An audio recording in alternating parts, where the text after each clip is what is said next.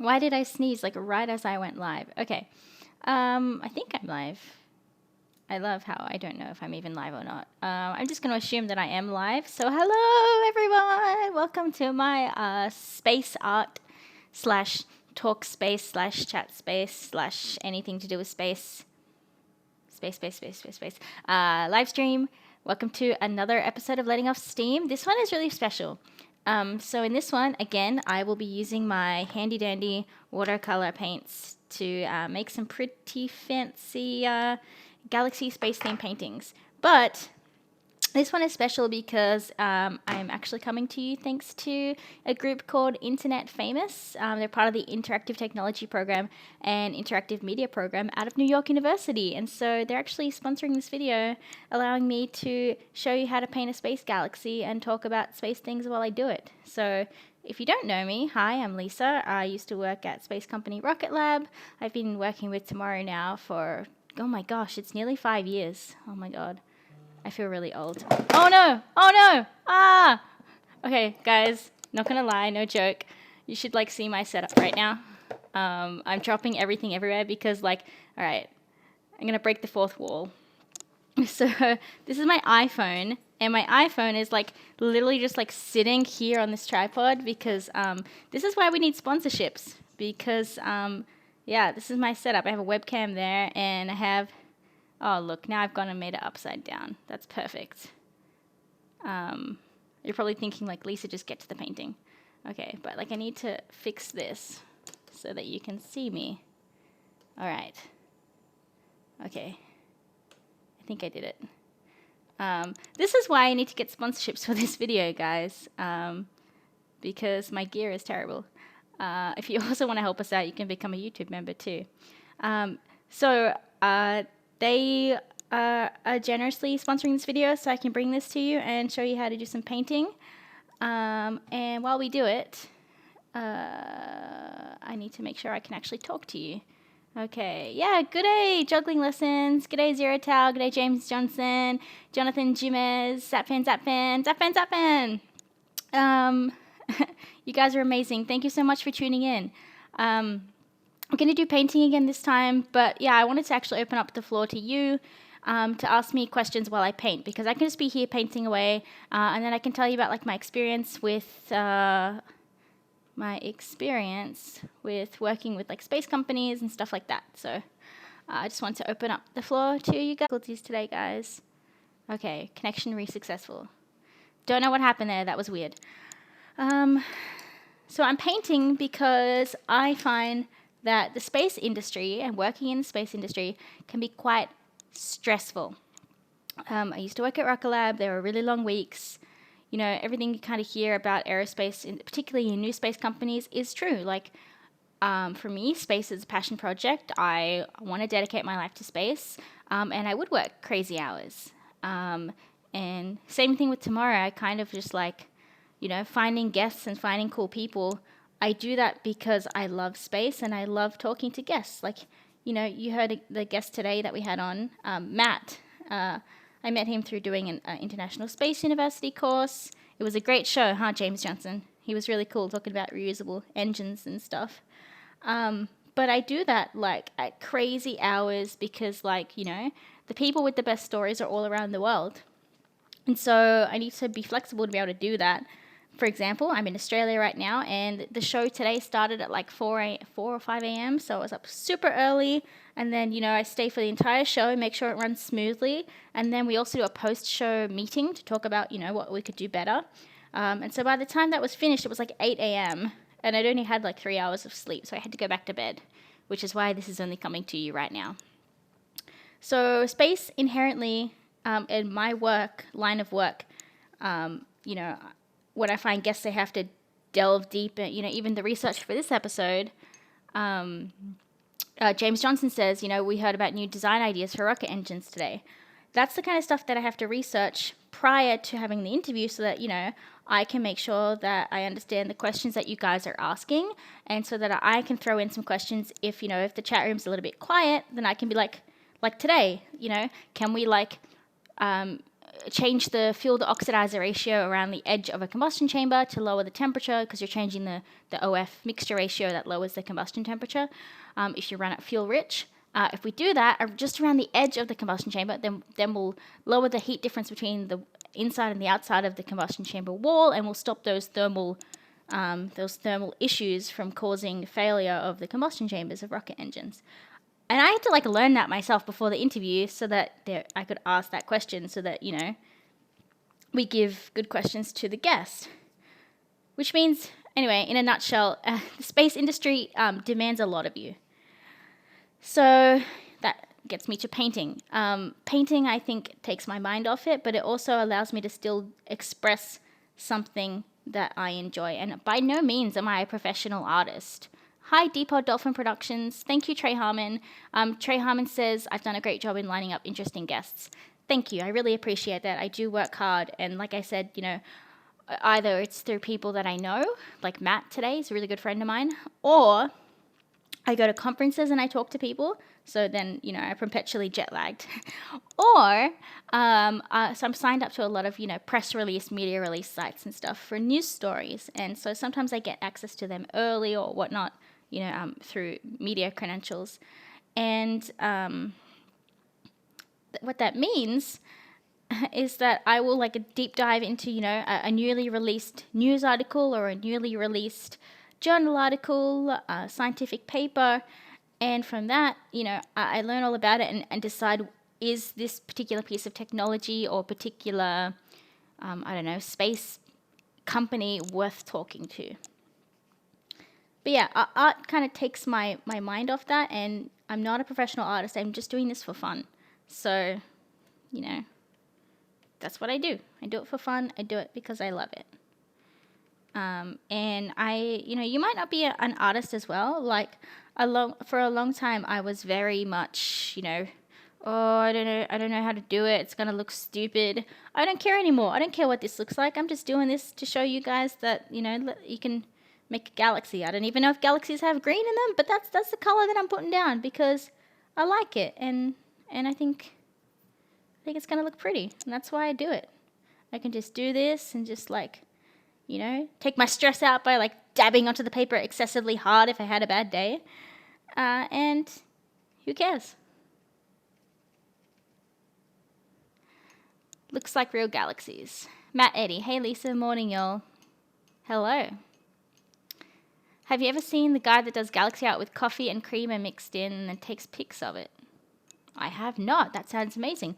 I love coffee and I love galaxies. So, art's all about using what you got. And what I got right now is some cheap watercolor paints. And if that guy, if all he's got is coffee, then go for it. Make art with your coffee. It's all about self-expression, right?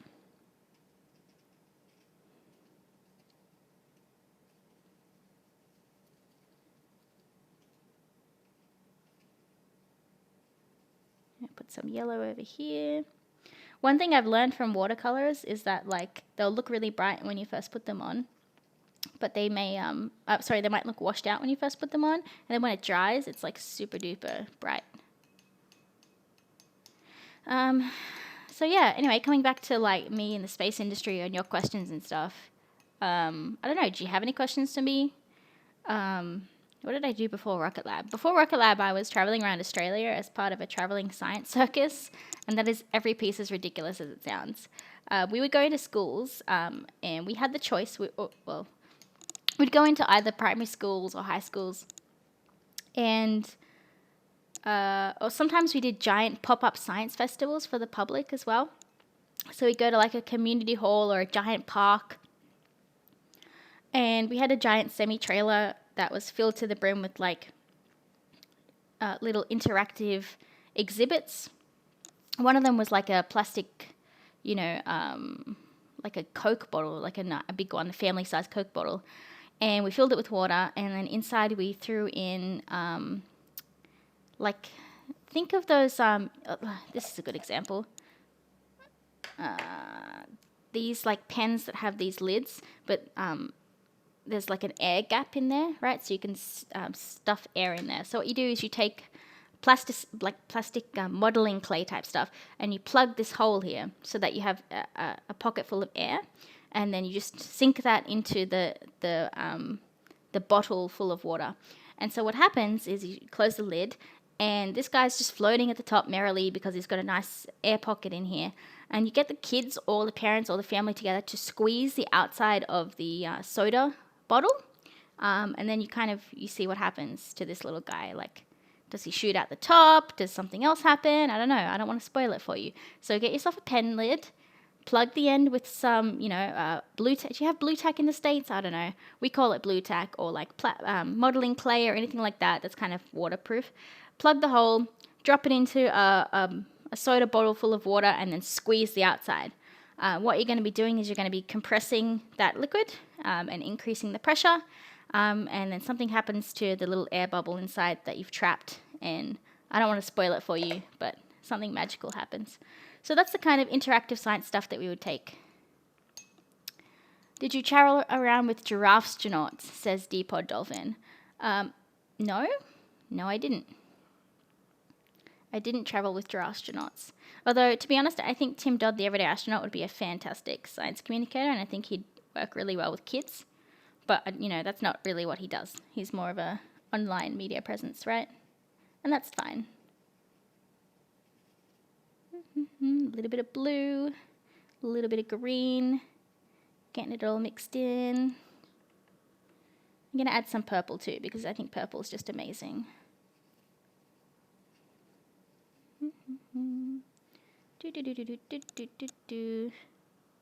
The Losatite poster party stuff that's blue. Blue tack. Yeah, that's what I'm talking about. So yeah, you just get some blue tack and plug that hole and see what happens. And I'm curious if any of you guys are going to go and do that now. I suppose you can call that art, right? Creative. It's like being crafty with science and learning science stuff at the same time. So it's very much STEAM in the STEA for arts sense of the word. And M. Can't forget the maths in there too.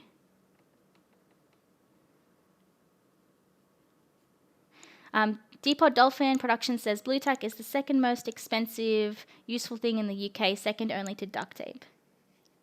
Yeah, duct tape's pretty good. The first time I tried to do a stream like this, like I showed you my terrible setup, I literally had duct taped the phone to like the tripod, and then I realized, why can't I just put it on the supporting leg of the tripod instead? It was pretty funny. All right, I need some artistic advice here. Like, I'm going to use some purple in this galaxy because I love purple. And I realize a galaxy doesn't have so much white in it. So I know I'm going to need to, like, somehow change this up. So I guess we could use the purple to go darker. We'll see. I feel just so much more relaxed just, like, sitting here painting. This is great. Sa Panda the 01, I think when he taught some children in Africa about rockets. I do remember seeing some clips of the Everyday Astronaut. I think he was, like, giving the kids that he went to visit in, I want to say he went to, like, Malawi, maybe? Yeah, he, like, gave them his, like, orange suit to wear. I think that's really cool. Loopy Dragon says, Loopy Dragon? I'm not sure. That may be a question for you to ask them on Twitter. All right, I love this. Look at this purple. Oh my god, I love purple so much. All right, let's put some purple over here. Yeah, me too, Loopy. Play-Doh here in the US. You could probably also use Play-Doh. I'm pretty sure that's quite, like, water resistant. That would work. Man, I suppose I could take this art stream and, like, turn it into a, let's do some science experiments with everyday materials. I don't think I have blue tack here at the moment. Otherwise, I literally, like, do we have any soda bottles? I don't think we have soda. I have a milk bottle, which is partially see-through. The only reason you use a soda bottle is because it's flexible, so you can squeeze it. And it's transparent, so you can actually see what's happening. They're the only reasons.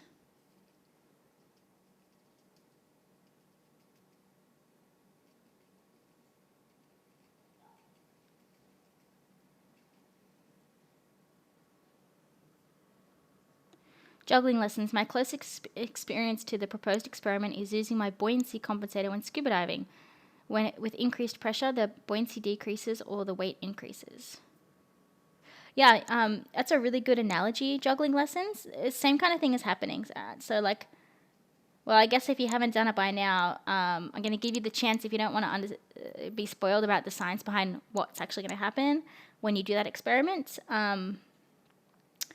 Either skip ahead now or, I don't know.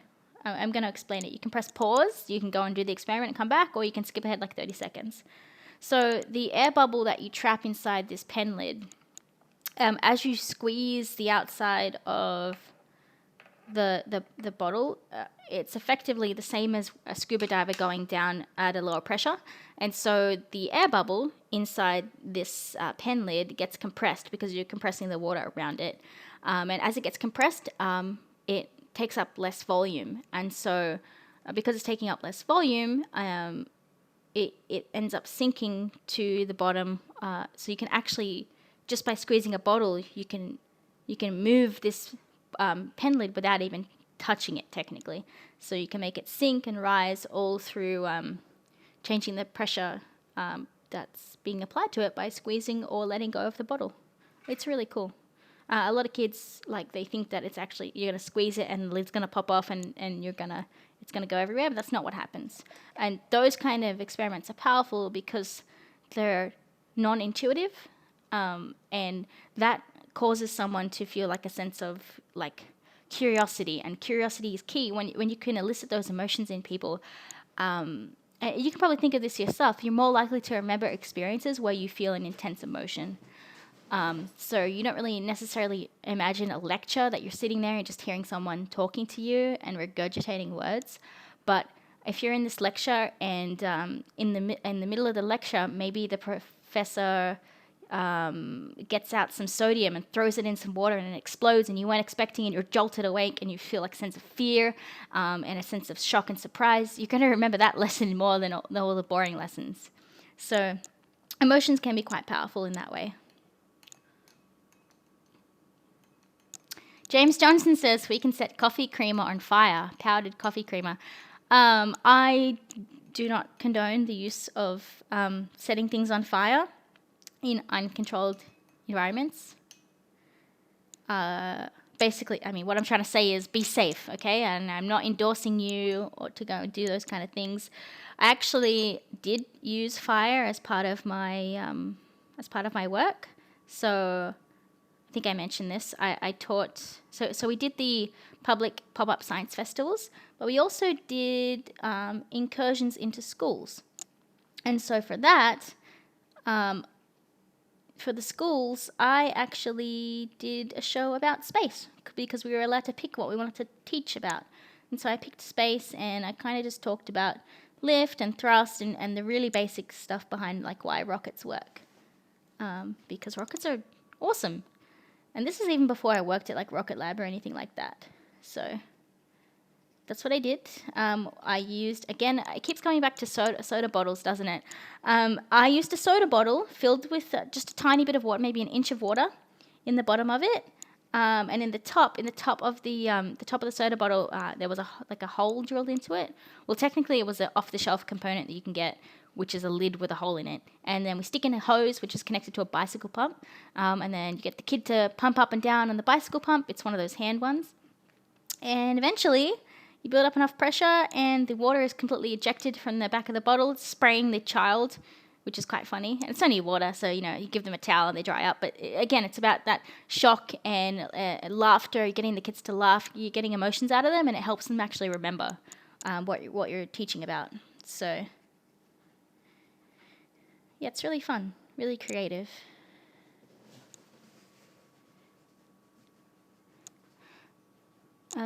When will you be back through OC, says Trey Harmon. Actually, Trey, this month. I return in November, and I'm looking forward to it. I've been out of the States for, oh gosh, how long has it been?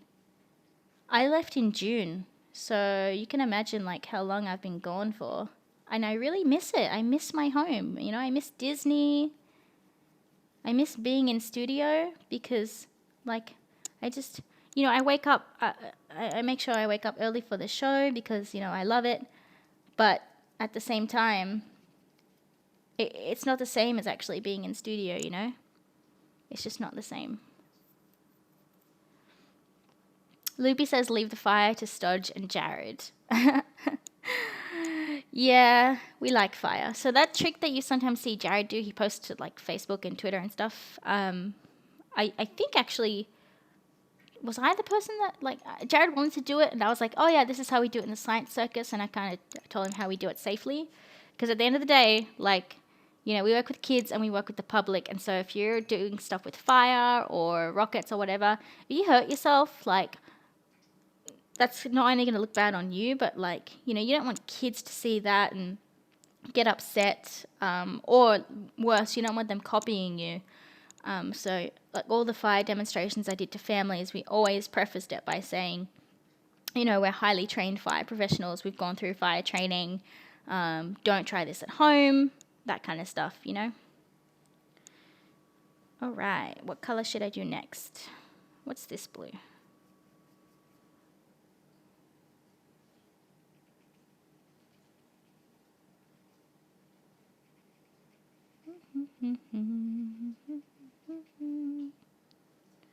Okay, so eventually we should let this dry, and then we can go over the top with different layers of colors as well.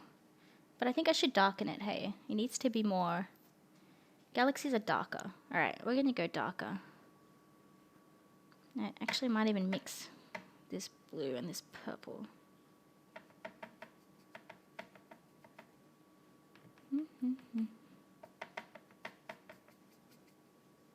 More purple. I still haven't got any pink, like proper shocking bubblegum pink yet, guys. So, my apologies.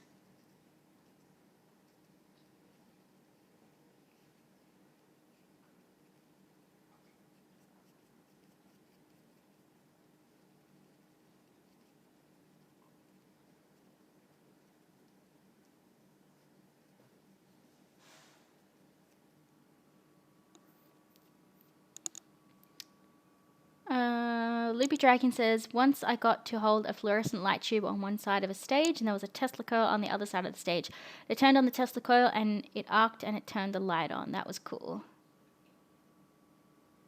That's an awesome experiment. I've never done anything like that. We weren't allowed to take a Tesla coil with us, probably because I'm assuming like it just wouldn't fit in the truck. This truck was like chocked full of not only science experiments, but, you know, we needed PA systems. Like, it was pretty intense, hey? Like, collapsible tables and stuff like that. We had a lot of gear.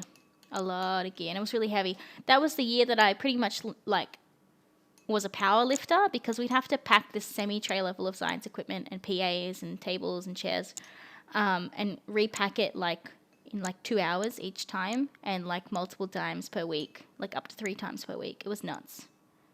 Hey, Jake from State Farm. Oh, Trey Harmon says, haha, is it November already? I meant what dates? Will you be in an upcoming show? Yeah, so I return November 21st, and I will be present for the November 23rd show. It's going to be a good one. We are actually, fair warning to you guys, if you want to put this in your calendar, the November 23rd show will be at a different time than usual, because I have secured someone from the Deep Space Network to talk to us. Except they're from Australia, right? Because they're from the Canberra Deep Space Network ground station. So what that means is I felt really bad for them having to get up at like 3 a.m., kind of like Matt did. And because it's DSN, so Matt was fine. Matt was like, yeah, I'll just get up early today, whatever. So thank you, Matt. But I really wanted to get someone from the DSN to talk to all of you, because I think it's going to be really, really fun and interesting. The DSN is basically our lifeline with all of the robotic spacecraft that are outside of, say, you know, Earth orbit. And I've never really been able to talk to anyone from the DSN before. They just do their job and they do it well, and we don't really hear about them. And now we're going to get to hear from someone who is literally the linchpin between us getting data and information back from Mars, back from Pluto, back from Saturn when we had Cassini there. I'm so excited. And, you know, he's got a lot of stories. There are times when, like, Marco A and B, the CubeSats that went to Mars. You know, we heard from Andy Klesch, who was the engineer on Marco A and B. And I didn't know that they kept losing signal with, like, Wally and Eve. That's the code names for the two spacecraft. And it's up to people at the DSN to, you know, maybe the spacecraft isn't pointing the right way, or maybe it's not exactly where it's meant to be. And the DSN people have to figure out what's going on. And then between them and the spacecraft people, that's how we get our signal back. And if we don't have the signal, we can't tell the spacecraft what to do. We don't get any data back, and we get nothing. So props to the Deep Space Network. I think sometimes they're really underrated in terms of how they help us explore the universe. Apple A says, this is funny. I like it how you hijack tomorrow for arts and crafts. I wouldn't say hijack. I would say I'm just doing them at the same time. Yeah. It's a collaboration. Besides doing painting, another thing I like to do is just draw on my iPad. And sometimes I doodle like spacecraft. So Rosetta and Philae are a good example. I don't think I have the images with me, so I can't show you. I think they're on Twitter somewhere. Maybe someone could go through my Twitter feed and find the image that I posted of Philae and Rosetta that I drew on the iPad. Being able to take a spacecraft and use, you know, artistic tools, and having someone who's actually, you know, half decent at drawing actually bring those robotic spacecraft to life, can make them so much more relatable and accessible to a lot of people. And I think that's why a lot of people they shit on having the A in STEAM. They're like, oh no, it should be STEM, you know, keep the arts separate. Like, no one wants this faffy, you know, humanities and arts. We don't need them. Science is regimented. Science is analytical. But if we didn't have people that were able to do these artistic impressions of what spacecraft look like at other places, then, you know, how do we get anybody excited about those missions? And even for me, it helps me to visualize those missions, like so much more than just a photo of the actual, like, a spacecraft, which, by the way, when it's sitting in a launch vehicle ready to get launched, it's all folded up. It just looks like a box. It's hard to get excited about a box. It's much easier to get excited and inspired by an artistic impression of what that spacecraft might do.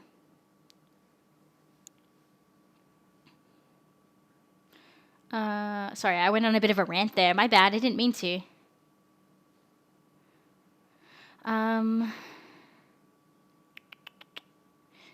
James Johnson says, do you think that there will be tracking ships in future missions to the moon? Tracking ships? What do you mean by tracking ships? Like putting a DSN on the moon? Like putting a radio transmitter, like a communications relay? I'm not sure what you mean by that. Juggling Lessons says, we can walk and chew gum and make art and fly to space all at once. We are massively parallel. I completely agree. And they really do intertwine at some really key moments for us and some really key use cases. James Johnson, a lot of the Apollo guys got into art. They sure did. Alan Bean was a painter. It's hard, you know, going and seeing something as beautiful as the Earth from orbit would make most people want to take up painting, I think. Loopy Dragon says, I bet all these keep the A out of steam folk love Brady Keniston, Trevor Marmons, John Krause, etc. as launch photos. I agree. And again, photography is an art as well. It's about, I mean, you can try and reduce it down to the scientific components, and that's helpful in a way, especially for me. I'm a newbie launch photographer. Shot my first launch in New Zealand this year in September, August. Anyway, I shot launch 8 for Rocket Lab as the crow flies. No, wait. Look Ma, no hands. That's the rocket name. My first ever attempt at shooting anything, really. I literally bought the camera for that job. And yeah, reducing it down to the scientific parts like f-stop and ISO and shutter speed is a good starting point, especially for a beginner. But in terms of things like composition and, you know, where you're actually going to try and shoot the launch from, all of that is totally creative and artistic expression in terms of what kind of mood and vibe that you're going for in the end, really.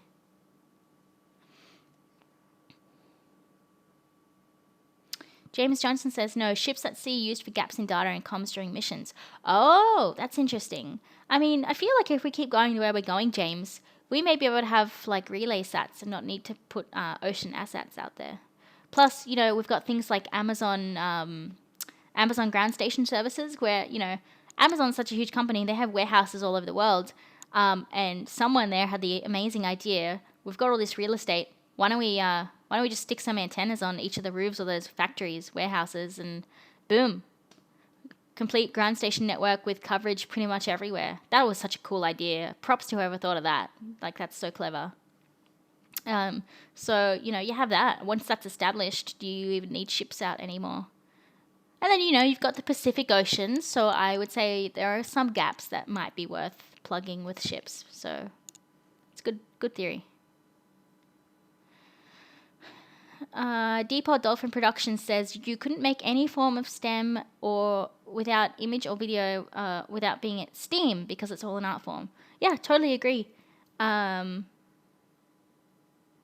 So working at Tomorrow, I taught myself how to do video and audio, although I would say that, you know, my skills aren't the greatest. I'm totally self-taught. I have never done any formal training in audio or video, just whatever Jamie taught me and whatever I figured out myself. But there's definitely an art form into making things look good, and that is definitely underrated. So I'll give you an example. Yeah, I can say this. Yeah. Okay, so let's for example take cameras pointing at a rocket. Most of the you know, however the camera is normally built will probably get you 80% of the way there to, you know, completely cinematic, beautiful looking shots of a rocket. Let's compare, say, SpaceX and Rocket Lab, for example. SpaceX webcasts look like they come out of a fucking Hollywood. Like, they are so beautiful. The colors and the way that the rocket is presented and the composition of all those shots and just how they look is beautiful. It's emotive, and my phone nearly died again. Sorry. It's like vibrating itself off of the stand every time I get a notification. So if anyone's tweeting me, you're literally causing my stream to like fail. What was I saying? Oh, streaming. Yeah. So SpaceX's webcasts look beautiful. Like Hollywood, because, you know, they're pretty much next to Hollywood. And then Rocket Lab, I'm not saying that my streams looked bad at Rocket Lab, but the level, there is such a jump and an extra amount of resources that need to get invested in a stream like that to go from this is a stream that is acceptable, like you're 80% of the way there, to this is a stream that is fucking beautiful, so excuse my language, that is stunningly beautiful, Hollywood level, like photography style or cinematography, whatever. And that extra 20% is literally just art. It literally comes down to the ability of your, say, director of photography or whatever to take those images and video and work their artistic magic on it. So really don't discount the A in STEM, because that's what makes it look beautiful. Zapfan says Deep Space Network only talk to spacecraft relatively far away, so the 3 stations around the world can have contact 24 hours a day. That's right.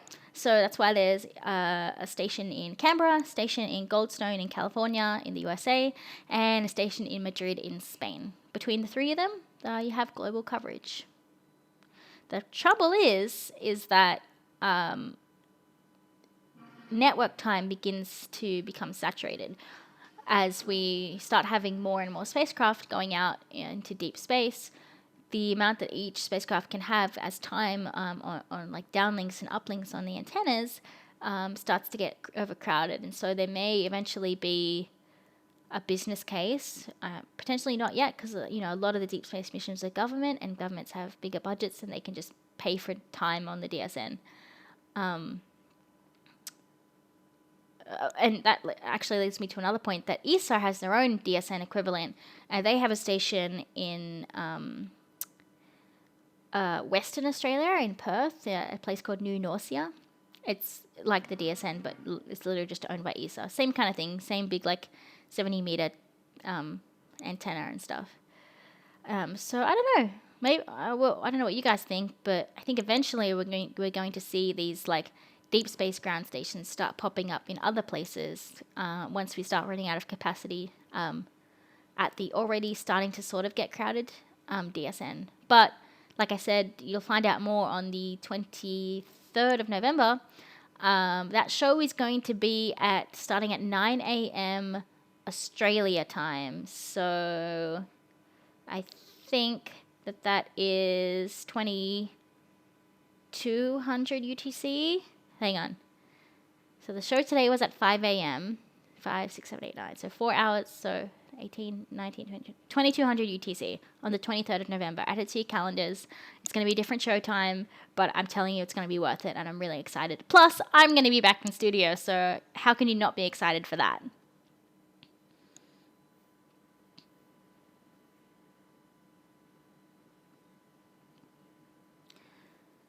Loopy Dragon says the webcasts of other providers are more just engineering cameras being shared. The creative work hasn't really been put in yet. I can't speak for other.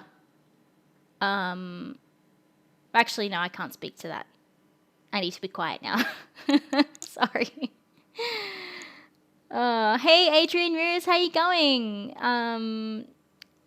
For everyone out there, I met Adrian at the final launch of the final Delta II rocket in Vandenberg. Adrian was there. A bunch of the Tomorrow crew was there. We went up just because we love rockets and we live mostly in Los Angeles, so we all drove up. It was pretty great.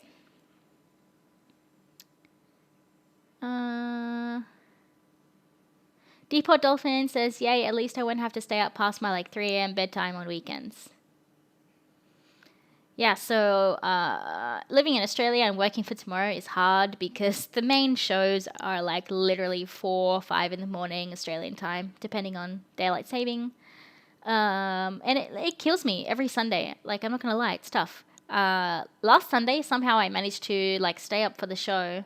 Like, I went to bed, I got a few hours of sleep, and then I woke up at like 4 for the show. Particularly this one, I had to be like awake, not just like, usually I just watch the show and am in the chat room and I'm like literally in my pajamas in bed. This one was serious. Like I think I was still in my pajamas, but I got out of bed and I made a cup of tea. And I had to provide tech support because Jamie wasn't there. So from 4 till like 8, I was working on the show in the morning. But then, like, it was now 8 a.m., right? Like, what am I going to do? Go back to bed for, like, 2 hours? That didn't make sense. So I stayed up the whole day on, like, 4 hours of sleep from being awake at 4 a.m. on a Sunday. That's my life. But would I change it? Well, yes. That's why I'm going back to Los Angeles, so I don't have to have stupid, crazy hours. But I still do it. Hey, Colton. How you doing? Juggling Lesson says, I hope that for interplanetary we use lasers in orbit, relaying through Starlink and similar. Yeah? Pew pew! You gotta make the pew pew sound. Because lasers. Starlink is amazing. Oh, I don't know if I can show you, but no, I can't show you. The internet that I'm using right now is literally called Starlink because for tomorrow, for streaming, you need good internet, right? And I don't know if you've been to Australia or you've seen Australian internet, but it sucks. Like, I'm talking like you get maybe 10 megabits per second download and 1 megabit per second upload if you're lucky. So what I had to go and do is go and find like a mobile broadband 4G internet thing. And I bought like 25 gigs worth of data on that, but it's like high-speed data, so I stream with that now. And all of my space news segments that you see, I upload them on my Starlink mobile broadband 4G Wi-Fi hotspot thing. because you get to name it. So I named the network Starlink, and I love it. And every time I click on it to connect to it, I just have this big smile on my face.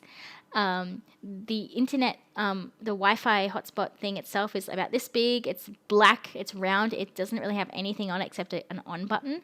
And what I want to do is like get either like the SpaceX sticker or a Tomorrow sticker, and just like a like one of those white or like silver glittery transparency ones, and like stick it on so that it literally looks like a black block with like a cool space logo on it, and people are going to look at that and be like, what the hell is this? And I'm like, oh, this is Starlink, guys. This is my Starlink receiver. Like, how cool is that? Oh, I'm such a nerd. Colton says I'm a crazy woman. I don't know what you're talking about. I'm having fun. I made a galaxy. Well, it's more of a nebula than a galaxy, I guess, but I don't know, I think it's cool. It's kind of dry now though, which means okay. Ooh, I really like. I don't know if you can see this. It like melded itself together. That's really pretty. Oh, I really like that. I really like that a lot. I love those colors. Could probably make it darker still, but no, I don't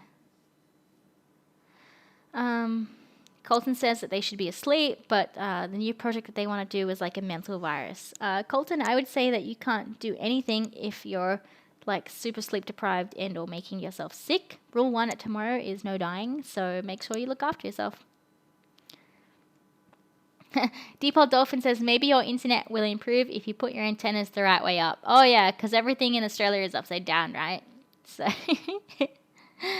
oh, I'm funny. We're funny. Oh, we have 20 viewers watching right now. To all you 20 people out there, thank you for tuning in and watching me just like paint random stuff. Do you think I should make it darker? What do you think? I don't know. So originally what I wanted to do, but then I got distracted and just started painting, was, let me see if this works.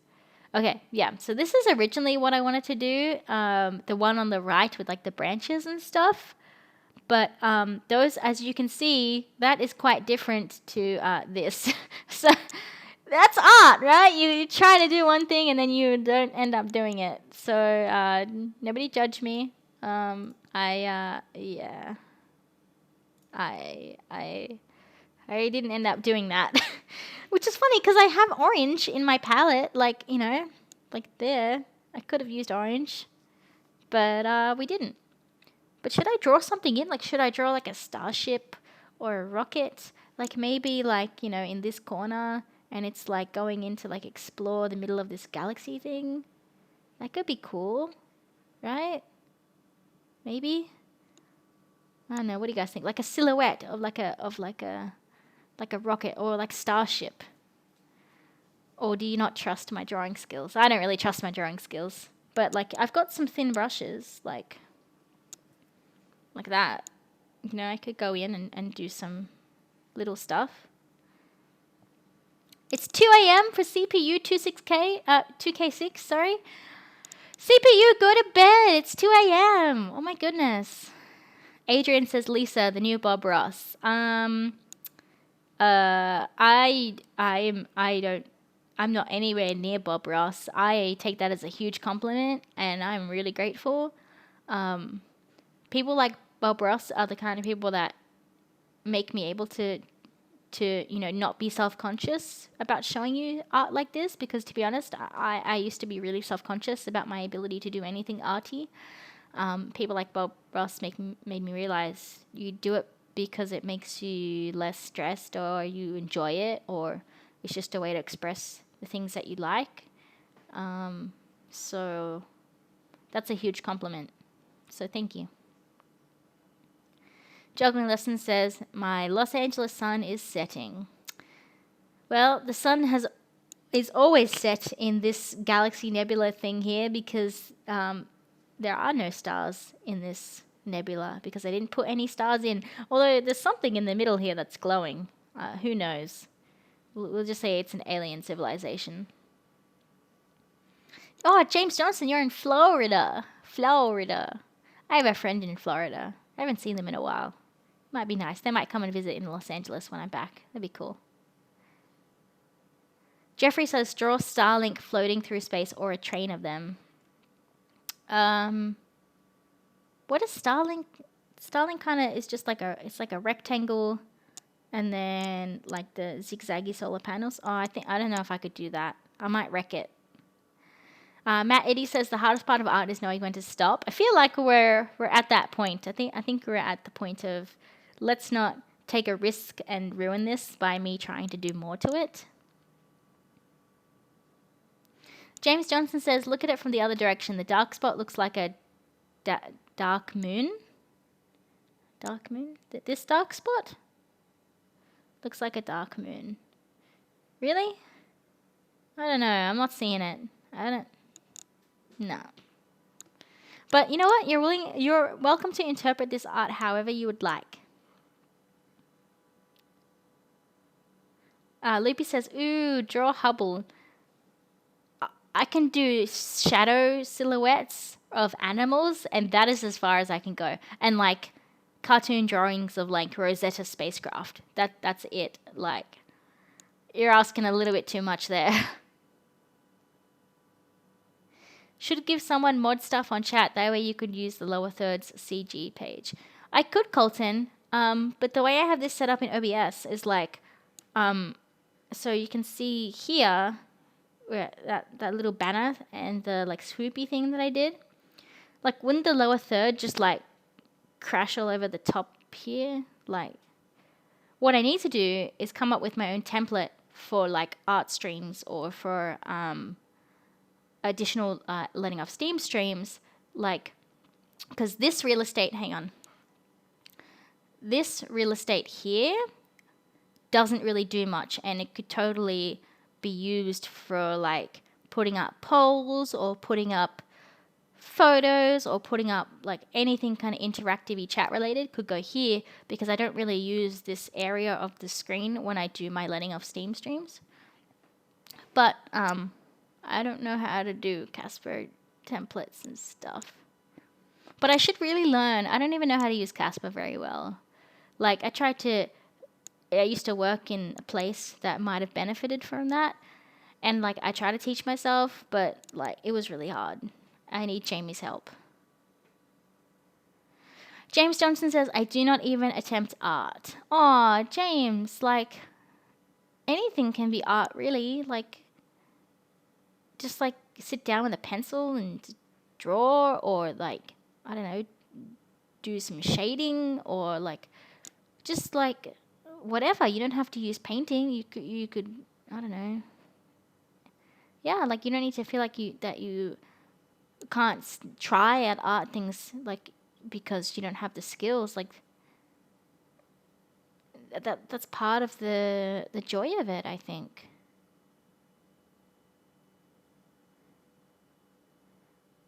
Colton says, Colton is giving me something useful to use. That is good to know, Colton. I will definitely use that in my next stream, but maybe not this time, because, yeah. But Colton, does it have like a, yeah, so that's, I don't think that would work, because, okay, let me see. Hang on, Colton, hang on. I'm going to add it as a source, because OBS can't do automatic keying and stuff. So being able to key out all of this stuff and fill with my camera and stuff was a nightmare. Like, I'm doing like 4 different layers of keying and filling, and I don't even know how I got it to work. So if I was to add you as like a browser, hang on, create new, we'll call it lower third. Also, internet, welcome. You're watching me learn how to do things in OBS in real time again, because this is how I learn. I learn through doing, which is why you can probably go back and watch Rocket Lab Flight 3 and 4. You'll be amused. I have so many stories that I can't probably share right now. All right, let's put the URL in. Let's make this 1080. 1920 and 1080. Okay.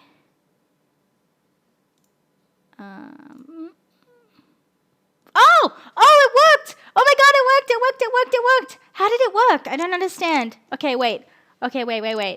How did it come in as transparent? Colton, I don't understand. Oh my god, Colton. The background on the site is clear for lower thirds. OBS handles the king.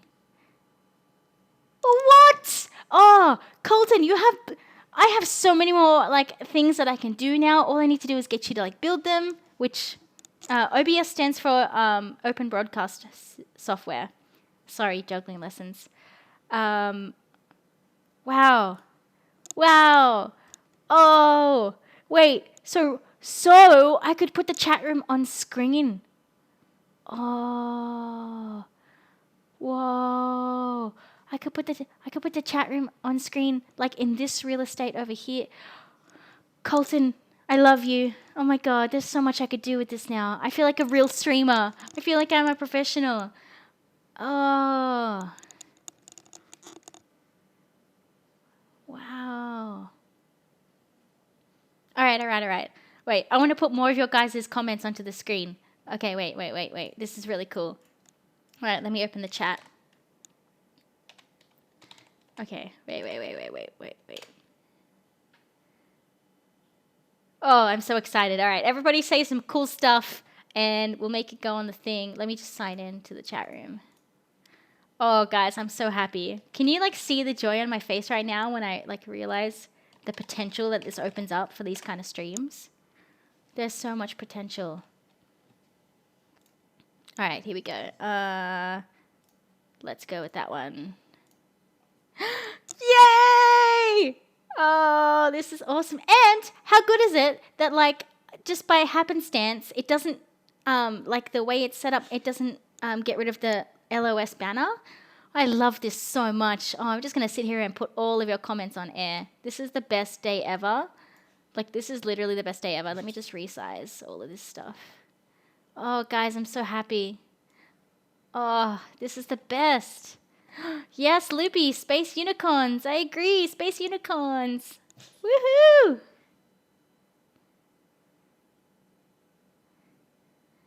Depot Dolphin says, something I was surprised with was OBS auto keys Google Hangouts if the guest isn't running a camera.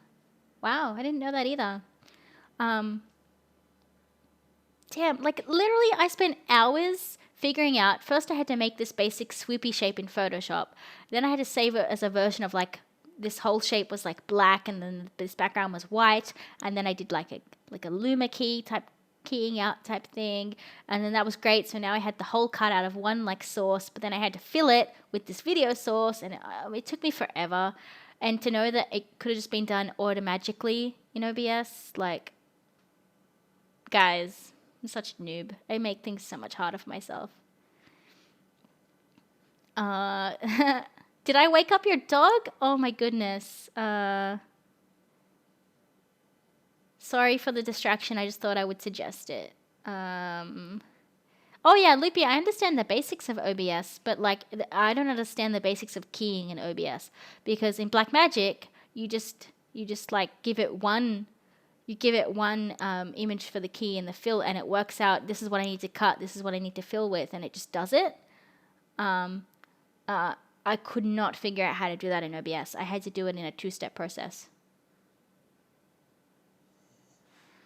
Hang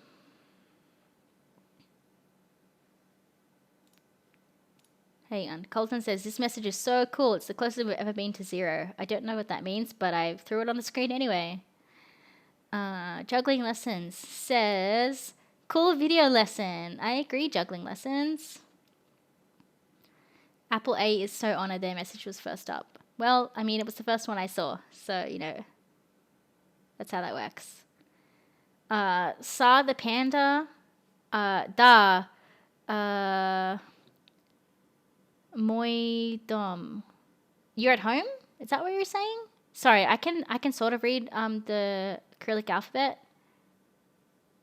Sort of. Not very well though.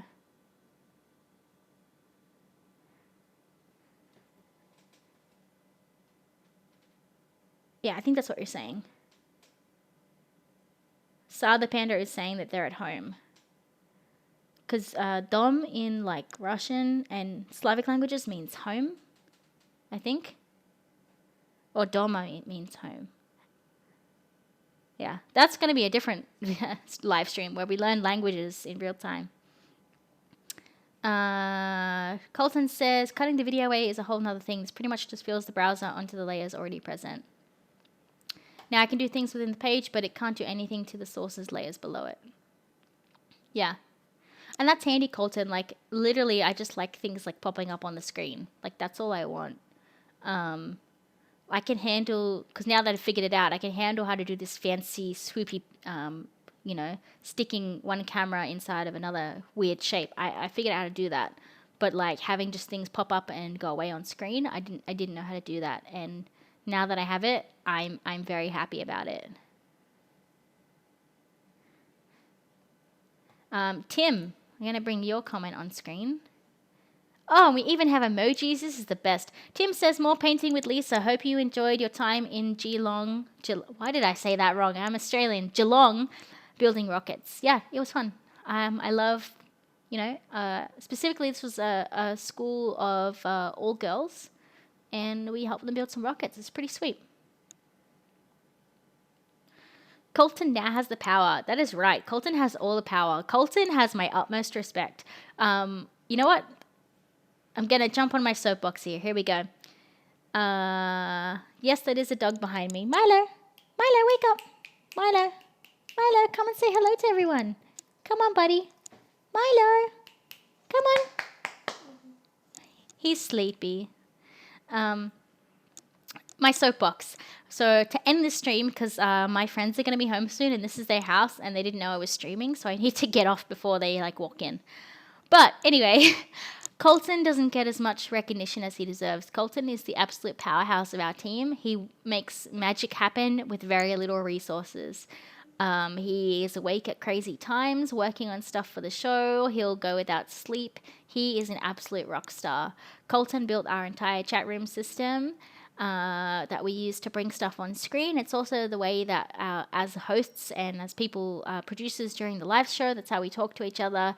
Without that, our show as it exists now would pretty much cease to exist. We could still do it, but we would have to pay a lot more to buy these professional tools that are out there, and we wouldn't have it done with a member of the community that actually cares about the show. So yeah, I just wanted to shout out to Colton because what you do is amazing and I really appreciate it. Now wait for the chat room to catch up with the latency, and then everyone's going to say how great Colton is, and let's put that on screen. Yay, Colton. Yeah, I agree. Colton says, I've been here from the start and it's going to be stupid hard to get rid of me. You got that right. We've got the chain on you now. You're not getting anywhere. Oh, Milo just sneezed. Milo, come here. Come here, puppy. Come on, puppy. Come on, Milo. Come and say hi to everybody. I'm going to put my painting stuff away because I think we're done. Come on. Come on. Come on. Come here. Milo. No, Milo, come back. Milo, come back. There he is. Wait, hang on. Milo. Milo, Milo, Milo. Do you see him? Do you see the puppy? Come here. Come here, puppy.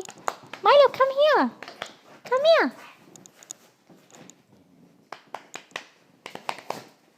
Wait, all right. We're going to show you the puppy. Breaking the fourth wall. Breaking the fourth wall. Milo. Milo, come here. Look, who's this? It's the internet. Good boy. Good boy.